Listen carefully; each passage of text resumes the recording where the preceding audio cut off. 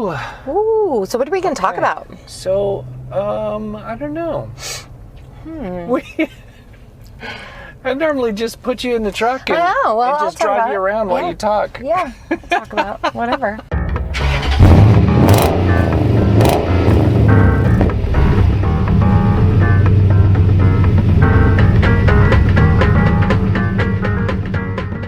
I work with a ton of small business owners. One of their concerns is competition from big box stores that offer similar products at lower prices. From their eyes, these corporations are running them out of business, but it doesn't have to be that way.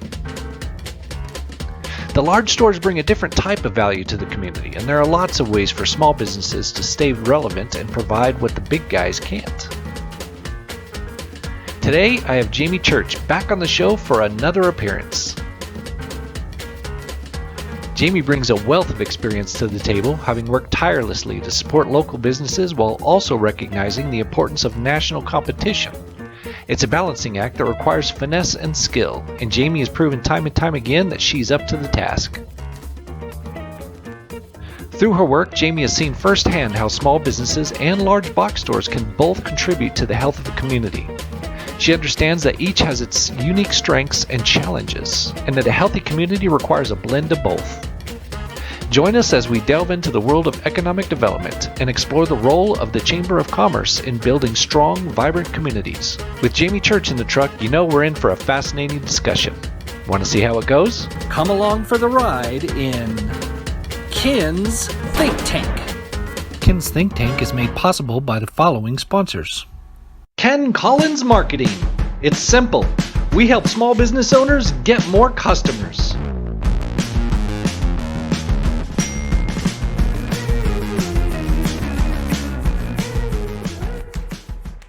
Show our sponsors some love. If you're watching the video, show us some love by smashing the like button. And remember, the views and opinions expressed on Ken's Think Tank do not necessarily reflect those of our sponsors. And we just passed January, where we did the annual banquet. Yes. And announced and we've been Business of the Year. And then there's been Citizen of the Year. Yep. And then we have like our business after hours, and we had a coffee this morning and stuff like that. But as far as big events, we don't have anything now till the D's and Tunes golf tournament in July. Oh, wow. So I have some time to get my calendar organized and get things ready and a little bit of breathing. Yeah, breathing room. Because then the second half of the year is just nuts from the July on to the end of the year through the banquet. It's just a busy time every month or something. So it's kind of nice to have this little lull right now.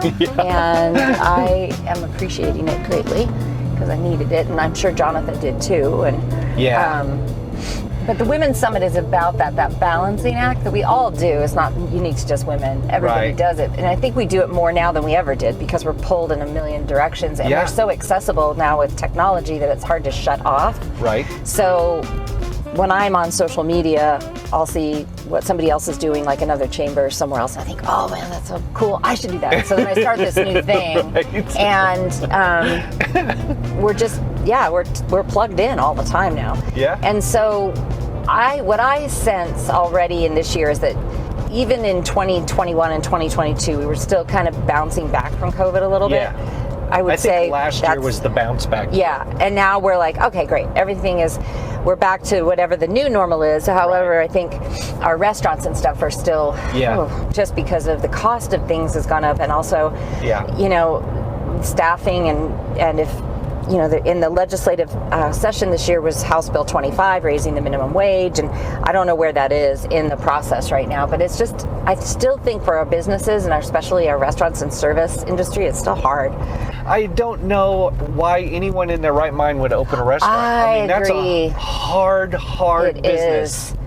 I look at Monica Schultz with Chili Pot, and she's made such a success of that with her team and her family, and it's constant. And that is, I think, is the restaurant business is different than any other business in that way, because many stores, they close on Friday or whatever, Right. and then day on Friday. But restaurants, man, they are going all the time. Yes. It's just, and their food is coming in, and then they have to cook it and prep it and all the things. I just can't imagine it. I can't even like a Thanksgiving meal for my family is like, whoa, it's a lot. Yeah. I do a ladies' tea in the spring, and I usually have about 30 women, 30 or so, and I cook everything from scratch for everybody, and that I love it, but it's also stresses me out because I want it to be perfect. That's the problem. Of course. I want it perfect.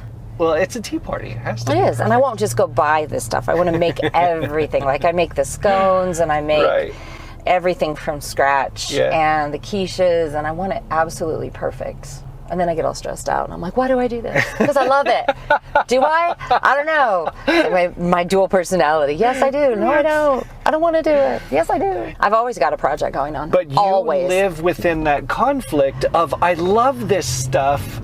I love doing it. Right. But I hate doing it because it stresses me out so much. Well, but I love doing it. I love doing it. So I do love doing it. Yeah. But yes, it does. Especially events. And I love the events. I mean, I love when an event goes well, I love it. I'm on a high. Yeah. But building up to the event and I talk to my other people that do events, and it takes a lot out of you because of all the details and because of everything that you have to foresee could potentially go wrong. Nothing is worse than standing there looking unprepared and not having a backup plan or not having, because even with the Women's Summit last year, we knew we had 400 people coming, but I hadn't anticipated that maybe I should have multiple coffee lines for the coffee service. So I know that now because we got a little backed up on the coffee last year. And so I learned that. Every year I learned something, but it's just, there's nothing worse than thinking, I should have foreseen this and not having a plan in place. But that's kind of the nature of the beast. Yeah. And every year you think, okay, now I know what I'm going to do next year. Okay, so what else? What else do you want me to talk about? Wait, so yeah, we did Citizen of the Year and Business of the Year. So remind me, who those were? Yes, so we did our 2022 Business of the Year was M&R Plumbing, and that was really cool because they had the group that went up to accept the award was all women. It was. I know, which was so awesome. And that's because the two of the owners were at a plumbing convention. So it was so cool when they came up and it was all women. I was like, look at all these awesome. But anyway, they've been in business since 1954, I think it was, on their application. And they do a lot of give back. That's part of the when our nominee or our committee looks at what's come in, is like what kind of things do they give back to the community and as far as philanthropy. And they do a lot of different things. In fact, I found out that evening that because of their donations, they'd been able to buy jackets and I think gloves for every kid that goes to the Boys and Girls Club here in Farmington. So that was really cool. I found out that. But anyway, so they do philanthropy and charitable work in town. So that's awesome. And then our Citizen of the Year was Nancy Shepard, who has been very instrumental in the Leadership San Juan program, volunteers through San Juan College. I mean, she's just been... She's all over the place. She's been all over the place and done so much. So it was so nice to recognize her. And she was very surprised, I think. And so it was a great night. And two, we haven't been able to have that banquet for the last 2 years. So it was nice to get back to it and recognize the business and the citizen. And I like to remind people that we will take nominations all year for that. You don't have to wait until the end of the year. Oh, cool. And we look at the nominations. We have a committee that goes through them, and we really try to do our due diligence in choosing. They do have to be, for Business of the Year, they do have to be a chamber member. Right. But for Citizen of the Year, it doesn't necessarily have to be anybody that's associated with the chamber. So anyway, that was really fun to do the banquet. We had a fiesta theme, which was really bright and colorful, and it was just time for a good party. Yes.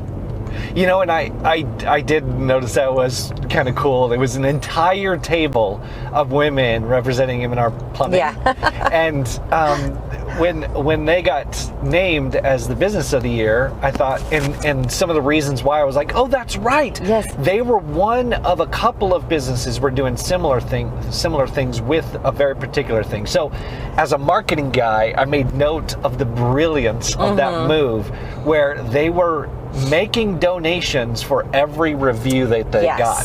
Whether it was a positive or negative review, doesn't matter.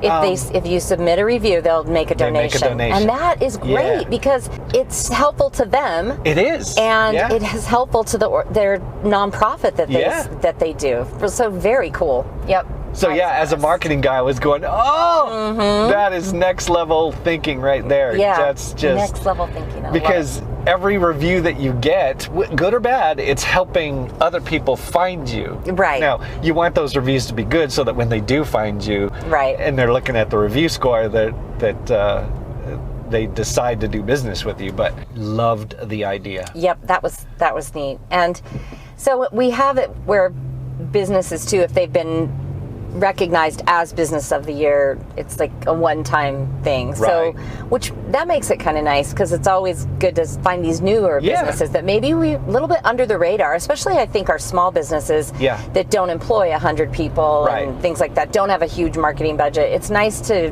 recognize them. But again, people have to nominate these businesses. And we'll take nominations from employees, from customers, from people who just know about them. And we're lucky in this community because our small businesses do a lot.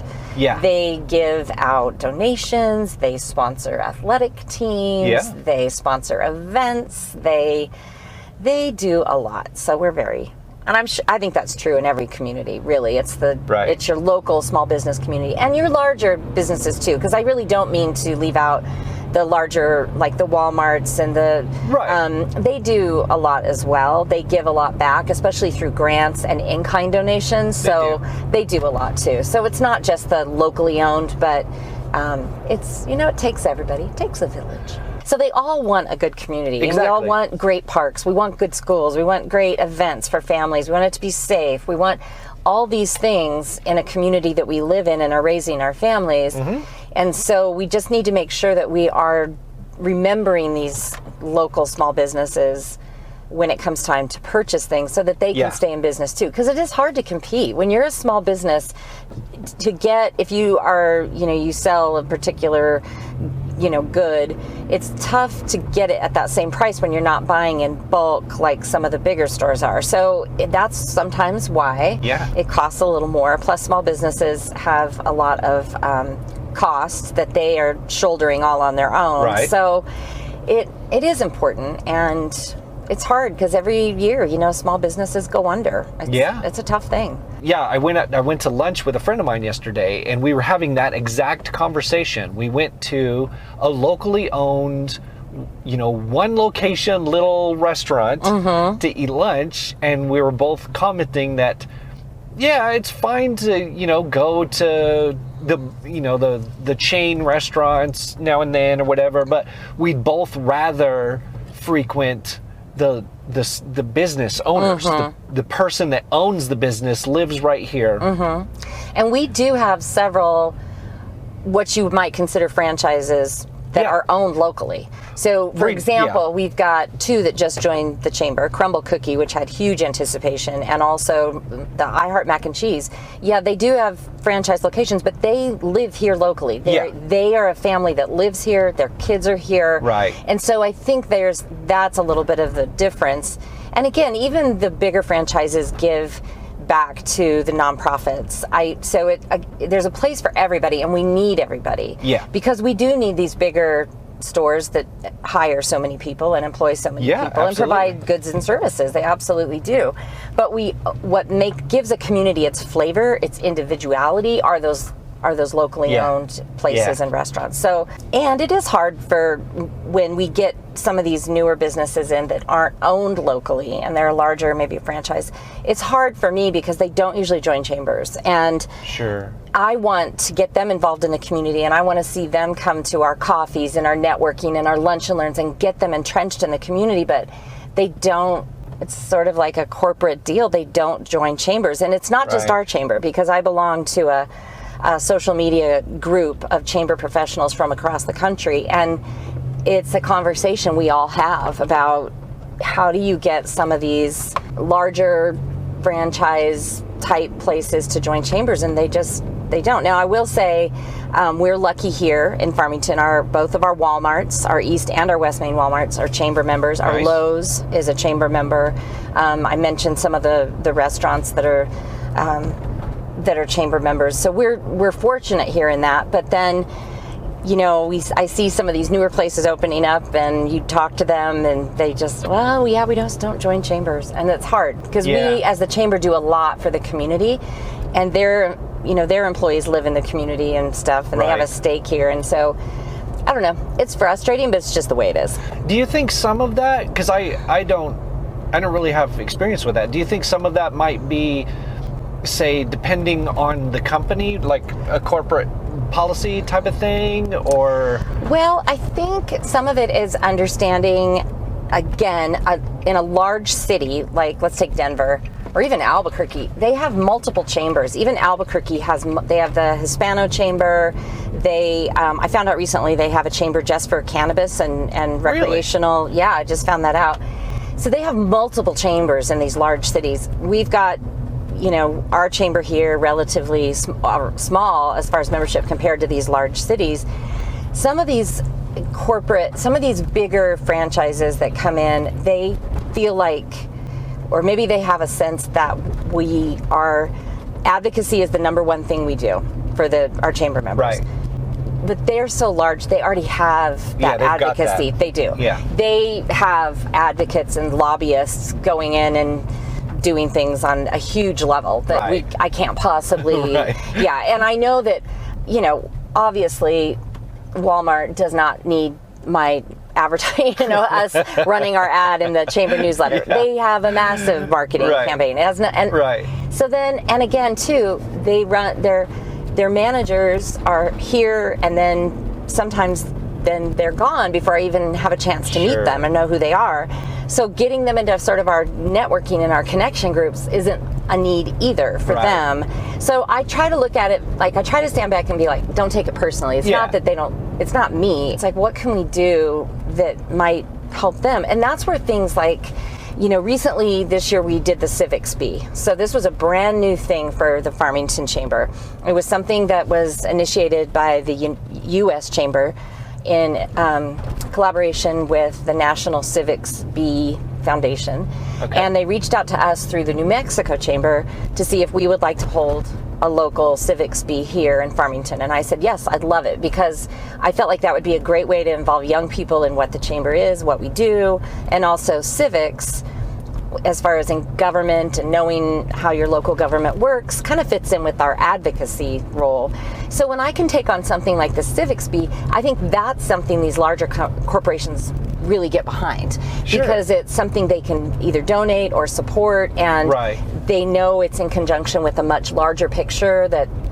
So anyway, those type of things that come up, or for example, the Women's Summit, those type of events that are or initiatives that are regional, or youth scholarship or leadership or entrepreneurship. I think that's where we can really begin to build those partnerships and those bridges with these larger companies, because it's not just about, hey, join our chamber and you'll be in our newsletter, because again, that's not their need. That isn't part of what they their goals are. So it's kind of identifying that and so getting in behind those type of things. Again, it's all giving everybody a voice at the table, and that's what I try for people who don't really know what a chamber is. It's an organization, it's a nonprofit. We are advocating for our business community and our community at large, but it gives everybody a voice at the table and helps you to stay connected with what's happening. But I didn't know all that until I became the chamber director. And I was on the board for 5 years before I became the chamber director. And I still, it's a very tough thing to explain to people what it is we do. I look at when we go to the legislative session, or if there's an issue, for example, the minimum wage bill that just came up, when we polled our chamber members and got their input on House Bill 75, or 25, sorry, House Bill 25. The more chamber members we have, the stronger that voice is. Yeah. When I write a letter of support, and I get asked to write letters of support all the time for grants and initiatives and projects, when our chamber has thousands of members, which we should for the size of community we're in, versus when we have a smaller number of members, it's just why, and that I always say, why do you think people come to me and ask the chamber for a letter of support? Because it means something. Yeah. When you are submitting a grant proposal or an initiative, and you can say, look, we have 20 letters of support and rattle them off. Yeah. And the Chamber of Commerce, there's a reason we get asked to do letters of support. Right. And that's because having the chamber support something means something. Yeah. Well, obviously, individual business owners and individuals probably aren't being asked to write letters of support. But if you belong to the Chamber of Commerce, then we are this body One all working, voice. one Yeah. voice. But our voice is stronger the more members we have.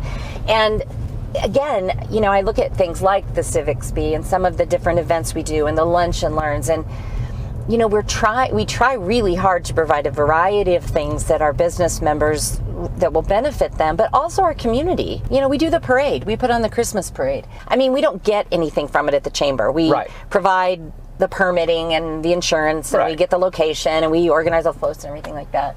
But we do it for the community because it's important to the kids. It's important to families. It's a tradition. Yeah, it's kind of like my cooking. So I wanted to know how to cook, but I don't want to take instruction. I don't want anything. That's not how I learned. I need for people to get out of my way and let me just make as many disasters as I possibly can until the light bulb goes off and I go, oh, there it is. There it is.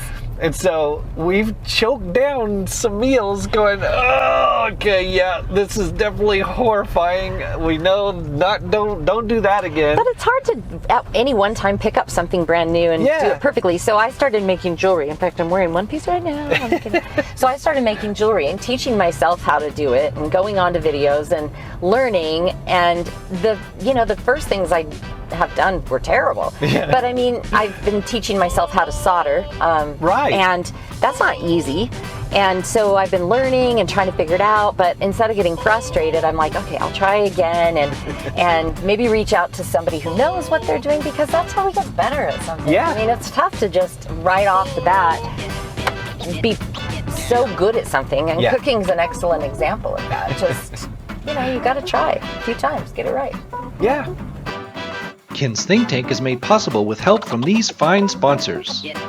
Basin Home Health and Hospice, keeping you healthy, happy, and home since 1992. Durango Joe's, with a smile, a warm greeting, and a great cup of coffee.